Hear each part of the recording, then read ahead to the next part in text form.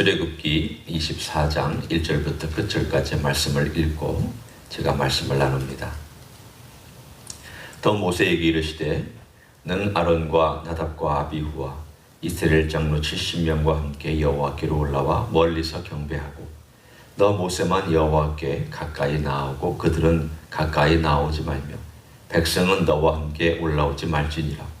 모세가 와서 여호와의 모든 말씀과 그의 모든 율례를 백성에게 전하매 그들이 한 소리로 응답하여 이르되 여호와께서 말씀하신 모든 것을 우리가 준행하리이다.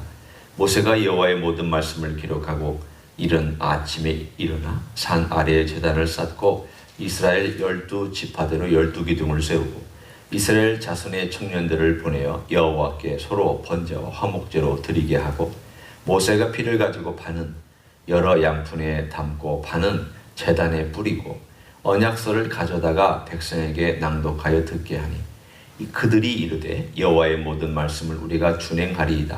모세가 그 피를 가지고 백성에게 뿌리며 이르되 이는 여호와께서 이 모든 말씀에 대하여 너희와 세우신 언약의 피니라. 모세와 아론과 나답과 아비후와 이스라엘 장로 70인이 올라가서 이스라엘의 하나님을 보니 그의 발 아래에는 청옥을 편듯하고 하늘같이 청명하더라. 하나님이 이스라엘 자손들의 존귀한 자들에게 손을 대지 아니하셨고 그들은 하나님을 뵙고 먹고 마셨더라. 여호와께서 모세에게 이르시되 너는 산에 올라 내게로 와서 거기 있으라. 내가 그들을 가르치도록 내가 율법과 계명을 친히 기록한 돌판을 네게 주리라. 모세가 그의 부하 여호수아와 함께 일어나 모세가 하나님의 산으로 올라가며 장로들에게 이르되 너희는 여기서 우리가 너희에게로 돌아오기까지 기다리라. 아론과 훌이 너희와 함께 하리니 무릇 일이 있는 자는 그들에게로 나아갈지니라 하고 모세가 산에 오르매 구름이 산을 가리며 여호와의 영광이 신의 산 위에 머무르고 구름이 엿새 동안 산을 가리더니 일곱째 날에 여호와께서 구름 가운데서 모세를 부르시니라. 산 위에 여호와의 영광이 이스라엘 자손의 눈에 맹렬한 불같이 보였고 모세는 구름 속으로 들어가서 산 위에 올랐으며 모세가 40일 40야를 산에 있으니라. 아멘. 오늘 24장에 나와 있는 여러 가지 행위들, 하나님과 이스라엘 백성 또는 이스라엘 백성의 대표들과 한 행위들은 우리가 흔히 얘기하듯 언약식에 해당이 됩니다. 이미 우리가 읽었던 19장부터 오늘 읽은 24장까지의 모든 일들이 언약식의 한 부분들입니다. 하나님께서 친히 먼저 이스라엘 백성에게 은혜를 베푸신 이야기를 전해줍니다. 내가 너희를 이렇게 독수리의 날개로 업어서 데려왔다. 그리고 너는 이제는 내게 제사장의 나라가 될 것이다. 그리고 돼야 한다. 이렇게 해서 하나님이 어떤 일을 행하셨고 그리고 이 하나님의 은혜를 받은 이 수혜자가 어떤 위치에 있는지를 먼저 선포를 합니다. 마치 우리가 결혼식 때에 결혼식 처음 할 때 누구와 신랑 누구와 신부 누구에 대하여 선언하고 이미 그 전부터 신랑과 신부의 어떤 이야기라든가 또는 일생의 짧은 일생이지만 담은 어떤 비디오를 본다든가 뭐 그런 것들이 아마 여기에 해당이 될 것입니다. 그리고 나서는 오늘 본문에 쭉 하나님께서 너희들이 어떻게 살아야 되는지에 대한 이야기를 23장까지 해주신 다음 24장에 와서는 드디어 이 언약식을 맺는 일에 있어서의 그 자체, 그 안에 들어와서 우리가 흔히 얘기하듯 반지를 교환하고 메시지를 듣고 등등등에 하는 것처럼 가장 핵심이 되는 내용이 오늘 본문에 등장을 합니다. 그 내용이 뭐냐? 오늘 본문에 있는 것처럼 단을 쌓고 하나님께 제물을 드리는데 오늘 여기 특이한 현상이 있습니다. 일반적으로 우리가 제물을 드리면 피를 다 뽑고 양푼에 담아서 따로 처리를 하고 그리고 제물을 하나님께 바칩니다. 그런데 오늘 여기 보면 12기둥을 세워서 12기둥이 이스라엘의 각 지파를 대표하고 하나님 앞에 서 있다는 것을 상징적으로 나타냅니다. 그 다음 이스라엘 자손의 청년들을 통해서 번제와 화목제를 드리게 하는데 그 피가 이 짐승의 피를, 소의 피를 담아다가 여러 양푼에 담아서 반은 제단에 뿌리고 반은 이스라엘 백성들에게 뿌립니다.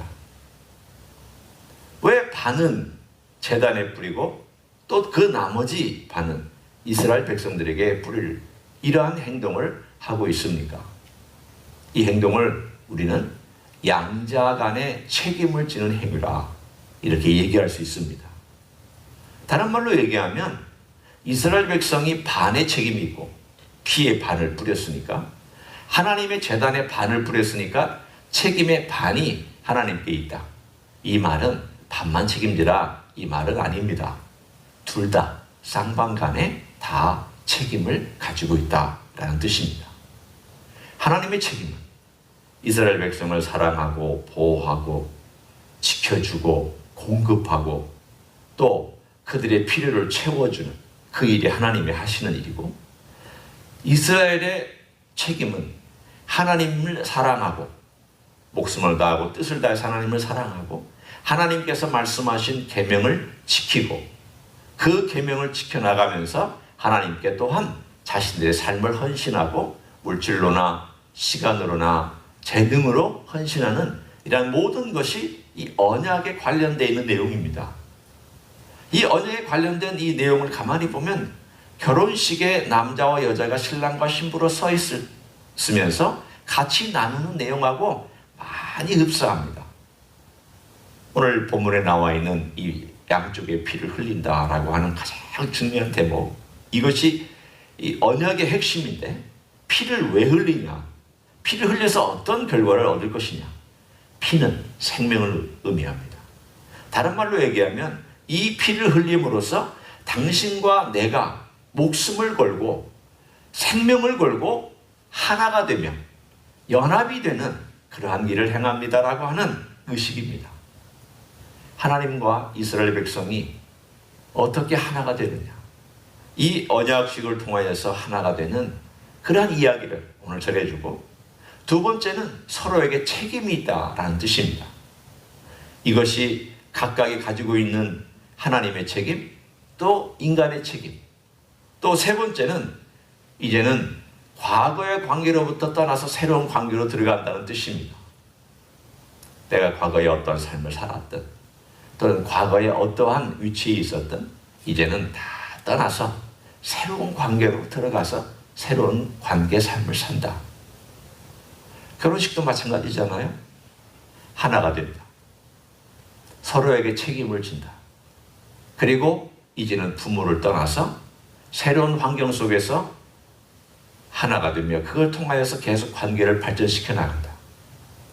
언약식은 언약식 자체에서만 끝나는 것이 아니라 이것은 출발이었습니다. 결혼식이 출발이었듯 언약식은 하나님과 관계에 새로운 출발을 의미했습니다. 과거에는 우리가 애굽의 노예가 되어서 애굽의 잔재를 가지고 있었지만 앞으로는 우리가 이 잔재를 벗어나서 하나님을 섬기면서 살아가겠습니다. 이제는 내 남편은 하나님밖에 없습니다. 내가 바라볼 대상도 하나님밖에 없습니다. 이것이 언약식이 갖고 있는 의미였습니다. 따라서 하나님께서는 선지자들을 통하여서 메시지를 전하실 때마다 늘 이런 말씀을 하셨습니다. 나는 내 남편이다. 나는 너를 돌봤고 나는 너에게 사랑을 베풀었는데 너는 왜 나를 버리고 떠났느냐. 하나님의 아픈 마음을 말씀하실 때마다 선지자의 입을 통하여 말씀하셨습니다. 어떨 때는 하나님께서 강하게 말씀하셨습니다. 어떤 선지자는 강하게 말씀하셨습니다. 어떤 선지자는 울면서 말씀하셨습니다. 어떤 선지자는 행위로서 말씀해 주셨습니다. 에레미야는 울면서 얘기했던 하나님의 절망과 좌절을 눈물로 호소한 선지자입니다. 하나님의 절망입니다. 엘리야는 하나님의 가지고 있는 그 열정적인 행위를 통하여서 얘기했습니다. 이사야는 하나님의 말씀을 기록하고 또 그들에게 소망을 주지만 동시에 하나님이 얼마나 이것을 통하여서 너희들에게 심판하실지에 대하여 메시지를 통하여 긴 66장을 통하여 말씀했습니다. 아모스는 선지자도 아니었고 아무것도 아닌 농부였지만 북이스라엘에 올라가서 하나님의 그 명령에 대하여서 가감없이, 나는 아무것도 아니지만 하나님께서 너희들에 대하여 그렇게 돌아오라고 얘기했지만 돌아오지 않아서 너희를 다 흩으실 것이다 라고 그렇게 선언했습니다. 그리고 맨 마지막 다윗의 장막을 일으킬 때가 올 것이라고 약속해 주셨습니다. 이런 모든 내용들이 다 어디에 근거를 두고 있느냐? 오늘 24장 여기에 근거를 두고 있습니다. 하나님과 이스라엘은 언약으로, 피의 언약으로 맺어진 관계입니다. 그래서 이 피의 언약으로 하나가 되었고 서로 성실하게 지키도록 그들이 뭐라고 언약했습니까? 우리가 지키리이다. 대표들이 지키리이다. 백성들이 지키리이다. 그 지키리이다라는 말을 지키기 위해서 피로 언약을 맺고 피 뿌렸습니다. 너희들이 그렇게 말한 것이 사실인 것을 이 피를 통하여서 하나님 아버지 앞에서 맹세하고 너희도 듣고 너희도 귀로 듣고 모든 사람들이 다 하나님께 서약하였다. 이 서약은 죽음만이 갈라놓을 수 있는 서약입니다. 다른 말로 얘기하면 충성되지 않았을 때에는 그들이 죽을 수밖에 없다는 것을 의미하고 있죠. 사실은 서약은 바로 그것을 의미하는데 이 서약이 왜 우리에게는 한편으로는 그렇게 살아갈 수 없느냐? 왜 모세의 언약에 문제가 있느냐?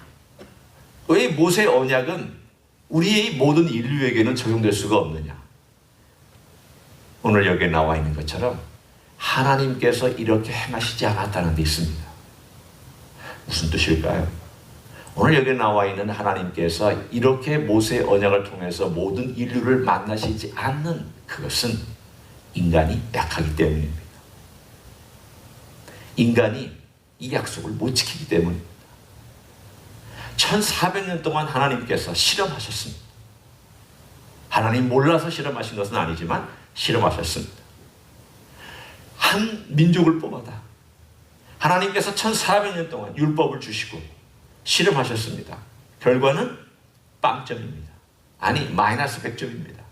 마이너스 1000점입니다. 실패하십니다. 하나님의 실패가 아니라 인간의 실패입니다. 결국 모세의 언약을 통해서는 안 됩니다. 너도 책임져라. 나도 책임지겠다.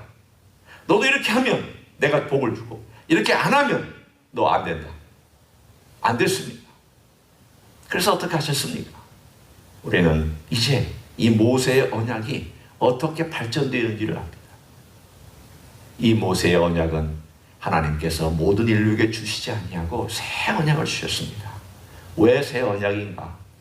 이것은 하나님께서 이제까지 숨겨놓으셨다가 단지 이 모든 구약에는 그림자적으로만 살짝 비쳤다가 이제는 하나님께서 완전히 드러내신 언약이기 때문입니다. 주님께서 마가의 다락방에서 제자들을 데리고 언약식을 행한 6월절 바로 그 저녁 때 주님께서 잔을 들고 말씀하시기를 이렇게 말씀하셨습니다. 이것은 많은 사람을 위하여 흘리는 내 피다. 그들을 구속하기 위하여, 대속하기 위하여 흘리는 내 피다. 속량하기 위하여 흘리는 내 피다. 주님께서 거기에 그 단어 하나하나를 가만히 살펴보면 많은 사람을 위하여, 여기서 많은 사람이라고 하는 것은 단지 이스라엘 백성만을 의미하는 것이 아니라 많은 민족들을 의미하고 이 모든 대상을 인류로 확대시킨 그 말씀을 의미하고 있습니다. 뿐만 아니라 흘리는 건 내 피다. 너희들이 흘리는 피가 아니다. 내가 전적으로 흘리는 피다. 내가 흘리는 피이기 때문에 이건 내가 책임지고 내가 죽으며 내가 흘려버리는 은혜다라는 것을 말씀하고 있습니다. 이 언약과 새 언약의 차이점이 명확합니다. 모세의 언약은 인간이 지키지 아니하면 파기되도록 되어 있지만 하나님의 새 언약은 인간이 지킬 수 없는 것을 아시고 하나님께서 일방적으로 주신 하나님의 사랑입니다. 예수님께서 새 언약을 통하여 제자들을 새 언약 안으로 끌어들이시고 또 모든 인류에게 새 언약을 공급해 주심으로 우리를 그 사랑 안으로 끌고 가시는 이 언약식이 오늘 하나님께서 우리에게 보여주신 그림자적인 사건이 바로 24장에 나와 있습니다. 하나님은 언약을 맺기를 좋아하시는 하나님이십니다. 왜 언약을 맺기를 좋아하실까요? 사랑하는 사람을 그 안으로 끌어들이려고. 사랑은 보호하고 싶어하고, 주고 싶어하고, 베풀고 싶어하고, 그리고 그 상대방이 좋은 것을 누리는 것을 원하는 마음을 갖습니다. 하나님이 아브라함을 사랑해서 언약을 맺어서 그 사랑 안으로 끌어당겼습니다. 아브라함 들어왔습니다. 이삭 들어왔습니다. 야곱 오랜 방황을 거쳐서 들어왔습니다. 유다 자기 마음대로 살다가 들어왔습니다. 오늘 하나님께서 이스라엘 백성을 그들을 생각하고 그들을 사랑해서 오늘 이스라엘 백성도 하나님의 품으로 들여오게 하시기 위해 이렇게 언약을 맺으셨습니다. 그러나 1400년 동안 이스라엘의 대부분은 실패했습니다. 왜냐하면 이렇게 들어온 그들은 버리고 떠났고, 그리고 하나님의 사랑을 배반했기 때문입니다. 그래서 하나님께서 실패한 그들에게 예수 그리스도를 통해서 이제는 너희가 실패하지 마라. 내가 준 이 사랑에 대하여 너희들이 돌아와라. 내가 다시금 손을 벌려 너희들을 품고 내게로 오기를 나는 그렇게 원하고 있으니 내가 내 아들을 보내서 너희들을 위해 일방적으로 부어준 이 사랑을 믿기만 하면 된다. 바라보기만 하면 된다. 이제는 너희가 율법을 지키거나 율법을 행하면서 내가 이렇게 행하였다고 자랑하지 않아도, 우리가 언제 율법이 있었습니까? 한국 사람이 언제 율법이 있었으며, 언제 이방 사람들 율법을 지킬 만한 기회와 그런 내용들을 가진 적이 있습니까? 우리가 언제 성경 말씀을 들어봤다고 예수를 믿게 되었습니까? 아니잖아요. 수천 년 동안 5천 년 동안 예수의 예자로 들어보지 못한 민족에게 100년 전에 선교사가 와서 900년 동안 예수님을 모르고 있다가 겨우 100년 예수님을 알게 되는 이 찬란한 시간을 어둠 가운데 빛을 받게 주셔서 우리가 얻게 된 바로 그런 대상이 우리입니다. 우리가 언제 복음을 들어봤고 언제 율법을 알게 되었습니까? 일방적으로 주신 그 사랑을 가난한 가운데 있는 우리 민족의 가장 소외된 자들이, 아웃사이더들이 복음을 받아들이기 시작했고, 그 복음이 지금은 우리까지 와서 우리도 믿게 되었지 않았습니까? 오늘 하나님은 계속 그 당시에는 한 민족을 통하여서, 지금은 온 열방을 향하여서 하나님께서 계속 부르시는 이 부르심이 언약입니다. 언약은 참 좋은 겁니다. 언약은 풍성한 사랑 안으로 끌어당기는 메시지입니다. 그 언약은 하나님께서 주시겠다라고 하는 약속입니다. 축복의 언어입니다. 오늘 우리가 그 안에 들어와 있으면서 걸어가는 이 하루, 오늘도 우리 주님 은혜 안에, 언약 안에 우리가 보호받고 있다는 것이 얼마나 귀한지, 집에 있으면서도, 일하면서도, 혹은 내가 잠시 나가면서도 내가 주님의 언약 안에서 보호받고 있습니다. 내가 주님의 언약 안에, 그 피의 언약 안에 주님은 저에 대하여 성실하시고 신실하십니다. 저 또한 주님께 성실하고 신실하게 살아가기를 소원합니다. 주님이 주신 그 사랑으로 저도 사랑하고, 그 사랑의 반응으로 저도 또한 사랑하며 다른 사람들을 사랑하며 살기를 소원합니다. 이런 언약 안에 살아가는 귀한 하루가 되시기를 우리 주 예수 그리스도의 이름으로 간절히 축원합니다. 기도하시겠습니다. 우리를 언약 안에 넣어주신 것을 감사합니다. 긴 세월 동안 하나님도 모르고 예수님의 복음도 모르고 살았던 우리 민족이 100년 전에 선교사를 통하여서 받은 귀한 주님의 음성과 복음 때문에 감사를 드립니다. 이 복음이 흘러 우리에게까지 왔으며 우리 한 사람 한 사람이 주님의 복음을 듣고 예수 믿게 된 것 감사합니다. 이 새 언약의 백성된 것 감사합니다. 이 피의 언약, 우리의 죄를 위하여 흘려주신 이 피의 언약 안에 우리가 들어오게 해주시니 감사를 드립니다. 이 안에는 아버지와의 대화가 있고, 이 안에는 평화가 있고, 이 피의 언약 안에는 주님과의 만남이 있고, 구원이 있고, 주님과 누리는 기쁨이 있고, 이 어려운 상황 속에서도 찬양하는 감격이 있음을 믿습니다.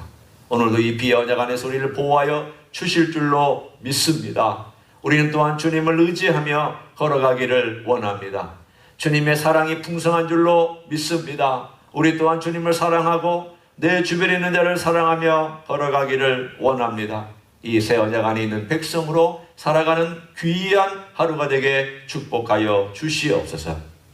이제는 우리 구주 예수 그리스도의 은혜와 하나님 아버지의 극진하신 사랑과 성령 하나님 교통하심의 역사가 우리를 새 언약 안에 넣어주신 우리 주 예수 그리스도의 그 크신 사랑을 감사하여 오늘도 그 언약 안의 백성으로 언약 백성으로 살아가기를 소원하는 이 자리에 참여한 모든 종들 위에와 가정에서 예배 드리는 모든 종들 위에와 주 임재 희수교회 위에와 이민교회들과 한국교회들과 선교사님들 위에 이제로부터 영원히 함께 하실지어다. 아멘.